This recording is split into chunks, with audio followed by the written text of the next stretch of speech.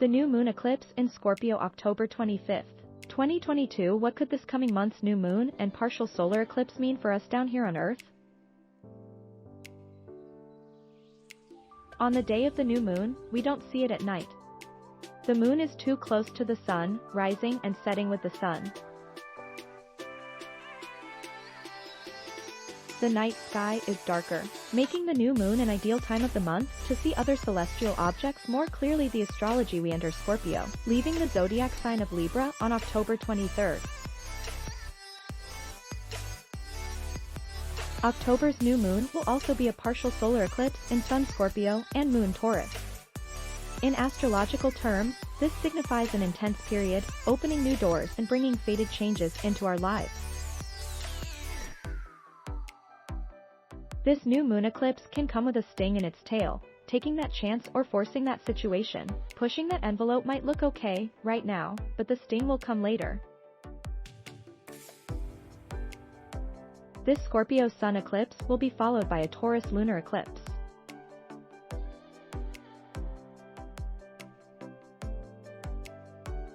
The two will work together in their effects, which will be to do with our security, finances, food, and comfort at an intense time in a deeply unsettled world where aspects of the past have been coming around again, including the ghosts of the world wars. This October, that means the next 2 weeks until the following lunar eclipse in Taurus November 8th, or over the next 6 months until the next solar eclipse in Aries, April 20th, 2023. We've been living with Saturn square Uranus for nearly 2 years, with respite when the planets have separated due to retrogrades.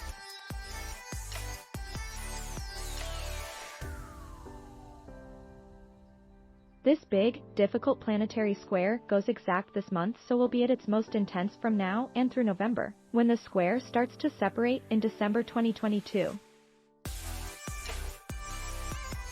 There will likely be a cooling off, then, however temporary, of the conflict in Ukraine. The Saturn square Uranus influence is challenging and full of contradiction.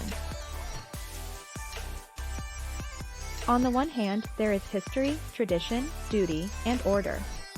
On the other, there is innovation and technology, but also rebellion and chaos.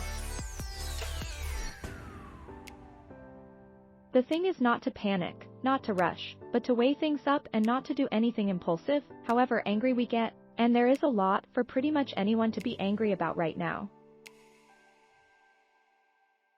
Take a deep breath and count to 10. Mars stations retrograde in Gemini. Fiery action planet Mars has been transiting Aries Gemini since August 22nd, but it goes retrograde on October 30th. This may turn up the heat in trade and communications, including politics. This will affect the City of London, which is ruled by Gemini. Can Liz Truss survive as Prime Minister beyond this date? This could be a very bumpy ride for all of us in different ways.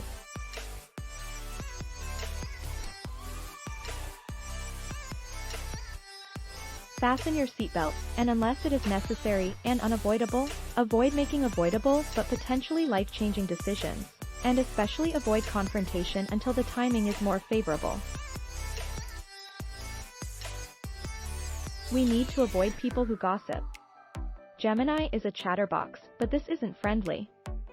Things may not be what they seem. Switch off the television and social media if it all gets too much. The tarot: but what does this coming new moon eclipse in Scorpio look like as seen through the lens of the Oracle of the Tarot? The reader is using a simple compass spread, and the deck is The Legacy of the Divine Tarot by Ciro Marchetti, published in 2009. Author's own image. General impressions / analysis. The water element: 3 out of 5 cards are water element cards, making water the dominant theme for the period between now and mid-November. Thanks for watching. Please subscribe.